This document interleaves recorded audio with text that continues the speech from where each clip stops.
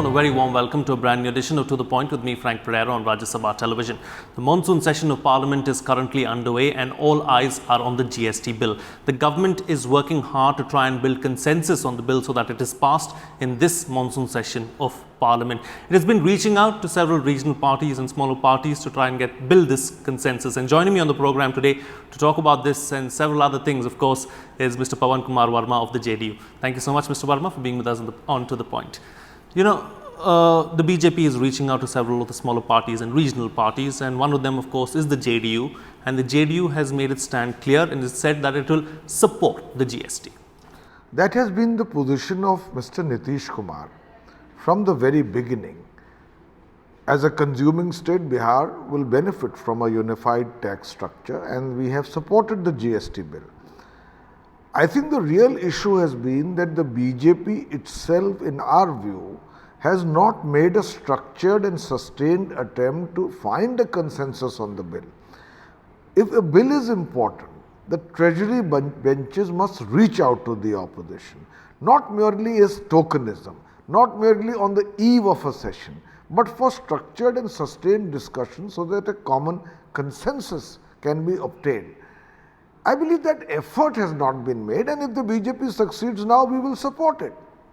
So has that effort now been made with, Arun Jaitley, a tall leader like Arun Jaitley, meeting Nitish Kumar and trying to speak to him and trying to iron out these differences? Well, the meeting between Mr. Jaitley and Mr. Nitish Kumar led to Mr. Nitish Kumar making a public statement of support for the GST and showing flexibility, even on those points which are contentious. For instance, on the question of the cap, whether it should be as part of the constitutional amendment bill, or the bill, or he has in fact made the point that the cap should be left for the decision of states in a truly federal spirit.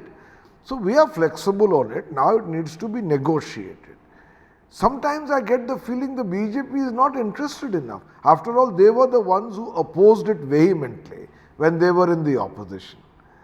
And I think somewhere they have this feeling that if the GST is not passed, all the other ills of the economy can be conveniently provided an alibi by saying the opposition has not allowed the GST bill to pass. I think that attitude needs to be overcome. So somewhere Parliament functions with an outreach discussion on a sustained basis. So you're still not happy with the kind of outreach program of the government. You want it to be far more, accessible and far more accommodating. Well, you can be the best judge or your audience can be. There was one attempt made by Prime Minister Narendra Modi where he had a cup of tea with former Prime Minister Manmohan Singh and I think Sonia Gandhi ji and others.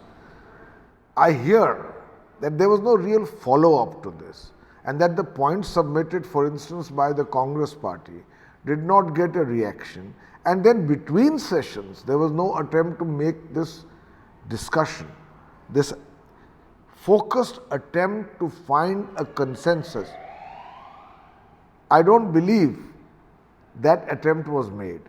But again, on the eve of the session, if the BJP is keen, I believe it's a national interest to pass the GST. And we, as far as the JDU is concerned, support the bill. The main reason why the Congress is opposing the bill is because it wants the 18% cap to be mentioned constitutionally. Now, the Bihar Chief Minister Nitish Kumar has said that he's not open to that and he wants to ensure that the states should decide on the capping. So, do you believe somewhere that the JDU has let the Congress down? No, I don't believe this is a matter of opposition solidarity. I think this is the matter of national good. And I believe that for a ruling party to expect that the draft that they provide should be immediately supported in all respects by all parties, shows a certain hubris, shows a certain lack of openness of mind. There can be different opinions on what is best for the country. For instance, the leader of the opposition in the Rajya Sabha, Mr. Ghulam Nabi Azad, said we will do that which is best for the people of India and good for the country. Now, if that becomes a starting point, even though there are differences and even though those differences can vary from party to party, the need for an all-party consensus to be thrashed out through discussion and debate and dialogue, rather than this patrician view that we have this draft, take it or leave it.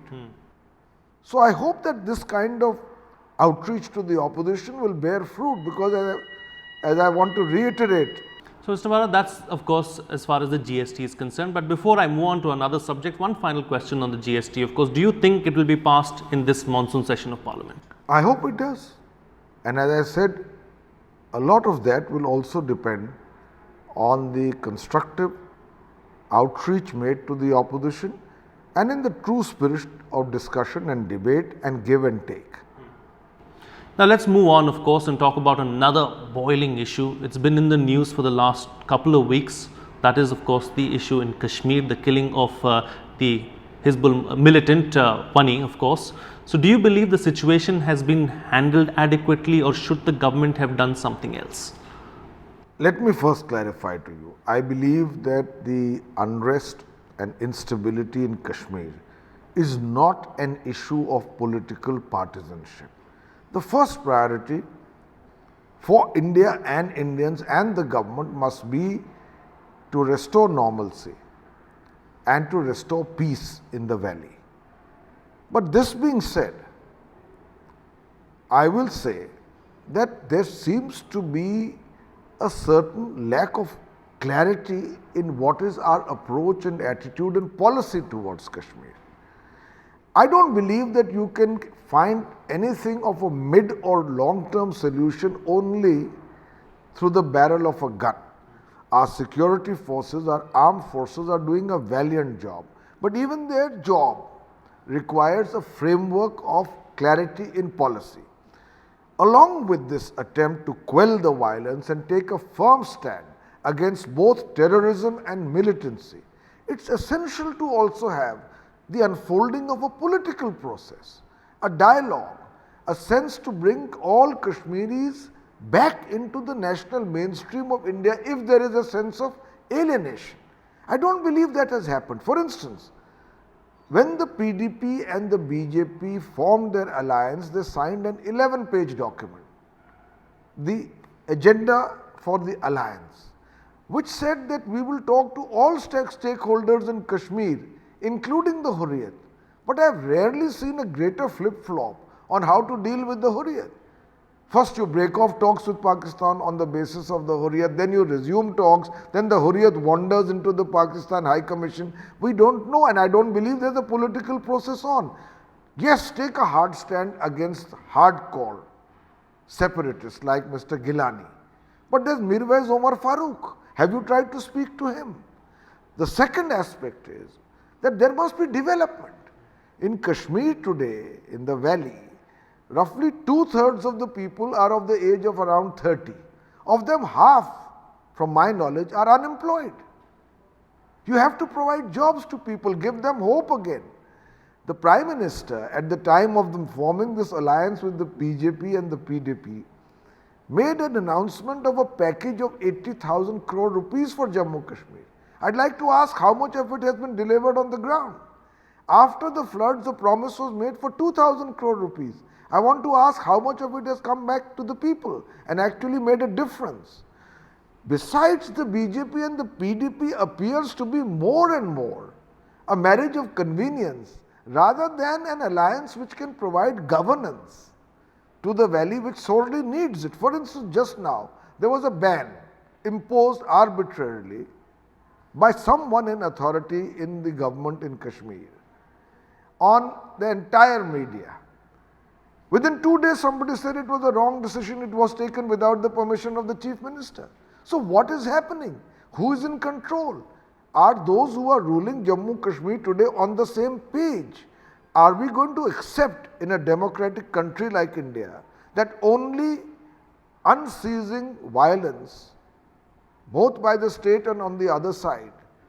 The matter is further complicated by the involvement of Pakistan. We are aware of the sponsorship of terrorism by Pakistan. Terrorism has increased by 100% in the last few months.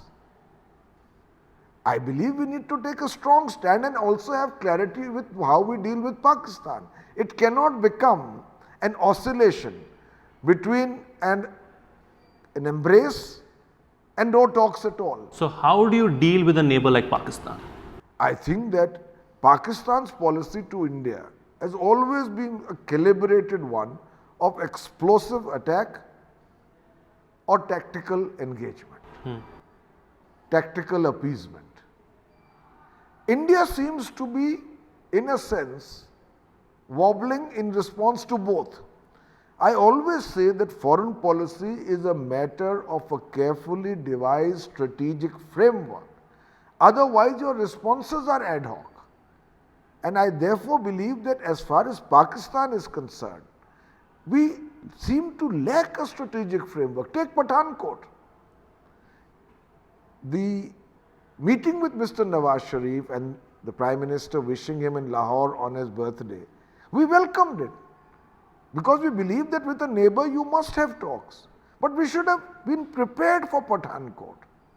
And when Pathankot happened, I've rarely seen this display of strategic innocence, where you actually invite a team from Pakistan, which includes an ISI representative, to inspect a sensitive Air Force base and expect that team to go back and say, yes, we have found evidence of Pakistani culpability, without having first ensured that there would be almost immediately or very quickly a visit from an Indian team as well, which we haven't achieved. So I think that as far as foreign policy with Pakistan goes, there is a considerable degree of confusion, and in fact one of the questions that almost every Indian seems to be asking is, what is this policy?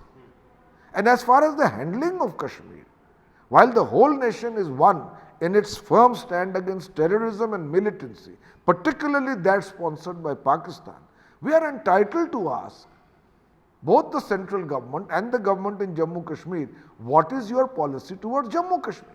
But the problem really with Pakistan is that it has two centers of power. You have the civilian government on one hand and you have the military on the other hand. So doesn't the situation become far more complex than dealing with the military and the civilian government? There will be nobody who will say, Frank, that Pakistan is an easy problem. Of course it's complex. We know that there is a civilian government fairly eclipsed by the deep state, which consists of the military and the ISI. We are aware of that. Therefore, we must know what kind of dividends can be gained by engaging with the civilian government, what kind of contacts must be made with the deep state, what track to tiers of diplomacy need to work from behind the scenes. That's something we know, and we must take that into account in building that strategic framework that I have spoken to. It's not an easy problem, but certainly when India appears to be somewhat caught undecidedly between either taking a strong stand or not taking any stand at all and flowing with the events, there is an impression also gained, I believe, in Pakistan that they can do at will either appeasement or explosive aggression, and we need to correct that. You know, on one hand we have Pakistan, on the other hand you have China, and India is in between. Now China too is a complex problem as far as India is concerned. You know, the government went all out to try and appease China. You know, the Prime Minister met Xi Jinping to try and ensure that India's bid to the NSG is not foiled, but in spite of that, China stonewalled India's bid into the NSG. How do we look at China going forward? Do we need to reconsider our policy as far as China is concerned? Well, I would certainly say that we should make a realistic assessment about China. China has, even while Xi Jinping and our Prime Minister were in a jhula on the banks of the Sabarmati, we had one of the largest incursions into Indian territory. China continues to give stapled visas to our citizens from Arunachal Pradesh. China is building the One Belt, One Road through Pakistan-occupied Kashmir, investing billions of dollars in it. China stalls India's attempt against Masood, the terrorists like that, in the UN. We are aware of all that. Now, I believe our responses should be shaped by taking a realistic understanding of China's stance against us. And China's collusion with Pakistan is also known. How could we then expect that at this stage, A hurriedly put out attempt to become a member of the nuclear suppliers group will either dilute China's opposition in collaboration with Pakistan, or that China would be isolated and we would win. I don't believe foreign policy can be done like this. It needs months of preparation, quiet diplomacy, before you put your Prime Minister himself on the line going to nations and asking for their support, and after meeting him they are backtracked, like for instance Switzerland. So we need a consistent strategy with China, whose policy to us is again very clear: engagement with containment. China sees India as a threat in the arena not only of Asia but globally. Yes. We must take that into account, and why are we pusillanimous about it? Pakistan occupied Kashmir has been declared internationally as a disputed area. When China invests in that area, when it builds a highway through it, why don't we protest strongly? Whereas South China Sea is not declared an internationally disputed area. And China claims 80 to 90% of those waters as its own, and questions are right to explore oil there. So ultimately I feel that nations respect other nations when those nations who are seeking that respect first respect themselves. Indeed, interestingly, what do you think India's strategy should be? Should we continue to engage with states like Japan and South Korea that have problems with China as well, and maybe even try and reach out to the United States? We've seen that the defense minister of Japan was in India recently. So is that the way forward? Do we carry out on that path? Does China desist in spite of our high level contacts and their professions of friendship with India in colluding with Pakistan against us? What is wrong, therefore, if we tie up a far better understanding, both strategically and in terms of political interaction, with Australia, with ASEAN, with Vietnam, with the US, and Japan, with other such countries who in different ways but equally feel the threat of China's emergence as a so-called superpower. Nations must play the game of foreign policy as though it is a chessboard. Interesting, very interesting analysis there. I'm going to let you keep your diplomatic hat on for just a little while longer. Mr. Varma, ever since the Prime Minister Narendra Modi came to power in May 2014, foreign policy has been the cornerstone of our administration. He's led the foreign policy push, visited over 40 countries in the last 2 years. Is that the right way forward? Is it the right thing to do for the head of state to push towards foreign policy by himself? Well, I think the Prime Minister always takes the lead where foreign policy has been concerned, and I believe that tradition started with Jawaharlal Nehru. There is nothing wrong in that, but merely the number of visits abroad or the number of forums where you have received an ecstatic or near ecstatic response of NRIs abroad cannot be a measure of the success of foreign policy, because you must look at concrete outcomes. So yes, Prime Minister Narendra Modi has shown a certain activism in foreign policy, but you must also look at results. Take the case of our relationship with the United States. Anyone could have made a strategic assessment that in his last months of the US presidency, President Barack Obama would not be in such a strong position to help India's case in the NSG. But we invested a lot of energy with the Prime Minister himself leading from the front. When you play chess, you don't normally put the queen or the wazir right in front. Yes. Similarly, with many other countries, I think the need for better preparation and far better coordination, if I may add, with the Ministry of External Affairs. I think the Ministry of External Affairs, of which I have been a part, provides the institutional advice on which the Prime Minister has a legitimate right to make the decisions and take things forward. But sometimes I genuinely feel that the Ministry of External Affairs itself is being overarched by the concentration of both power and initiative and planning and foreign policy in the Prime Minister's office and the Prime Minister himself. Let me give you an example. Foreign Minister Sushma Swaraj says publicly that we will have no contact with Pakistan until the guilty of the 26/11 carnage in Mumbai are brought to book. Within a few weeks, Prime Minister Narendra Modi is meeting Prime Minister Nawaz Sharif on the sidelines of an international summit. Is there consistency in foreign policy or is there not? Let's move on now and talk about Uttar Pradesh. We'll come back to India from Bihar to Uttar Pradesh now. Uttar Pradesh goes to polls next year, in a few months from now in fact, and the bugle has been sounded already by the JDU in Uttar Pradesh, and the JDU wants to be a crucial part in Uttar Pradesh. But what do you think is going to change this time around for JDU in Uttar Pradesh? Because in 2012, we saw that the party did miserably in the state. Well, I think a lot of things have changed and a lot of things are the same. For instance, Mr. Nitish Kumar's reputation for governance. He is known in local parlance, not only in Bihar but all over India as Sushasan Babu. He is an administrator par excellence and he has transformed Bihar, and that can be seen. It's visible to the eye and verifiable by statistics, and international appraisals have been exceptionally positive.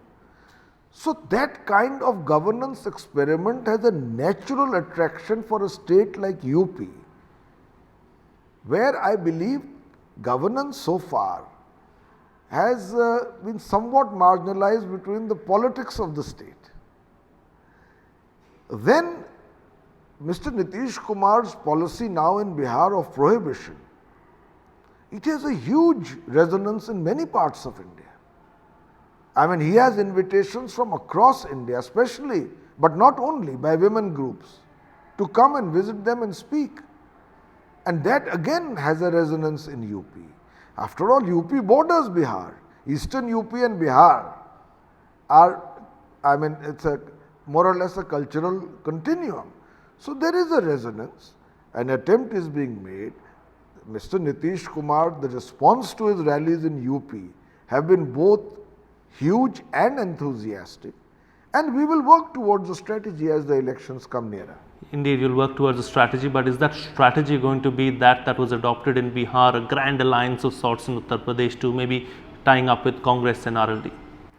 I think the contours of the strategy, if at all an alliance is planned, will be announced by the leaders of parties. But for the moment, the Congress is our alliance partner in Bihar. And Mr. Nitish Kumar has made several forays into UP. He's spoken at Bihar, at Varanasi, he's spoken in Lucknow, he's spoken at Allahabad, he's spoken in Mirzapur, where everywhere he has spoken in Noida, Western UP, very close to the border with Delhi. So everywhere he has received a response, and that response is based on his respect for his governance card. Indeed. For his secular approach, for his ability to carry people, to deliver on his promises. And I think that is an important matter. We've come to the end of our program, but I have to ask you one last question and slip in that question, and I want a quick answer from you as well. A couple of days ago, Nitish Kumar made a very bold statement about abolishing the post of the governor. Why did he make that statement, and why do you think that the governor's post should be abolished? You see, the governor in the Constitution, I think it's Article 163, is appointed by the President, serves on the pleasure of the President, and at his oath he says that he will defend, protect and preserve the Constitution. If that is not being done by governors, you can ask the question, why do we need them? Under the 1935 British Government of India Act, governors were appointed to be imperial agents of the centre. If governors play this role rather than the role of preserving and protecting the Constitution and carrying out their duties impartially without becoming agents of the government at the center which has appointed them, then they have a relevance. And when we saw Arunachal Pradesh and Uttarakhand, and the Supreme Court's strictures are both scathing and substantive, it is in that context that Mr. Nitish Kumar said, do we need governors? And he said, if we do, let there be the right process of consultation with chief ministers in their appointment, in their tenure, in the change of incumbency. That was his, I think, very sane plea. On that note, we'll call it a wrap on this edition of To The Point. Thank you so much, Mr. Varma, for being a part of the program and putting things into perspective for us. That's all the time we have. Thank you so much for watching. See you again next time.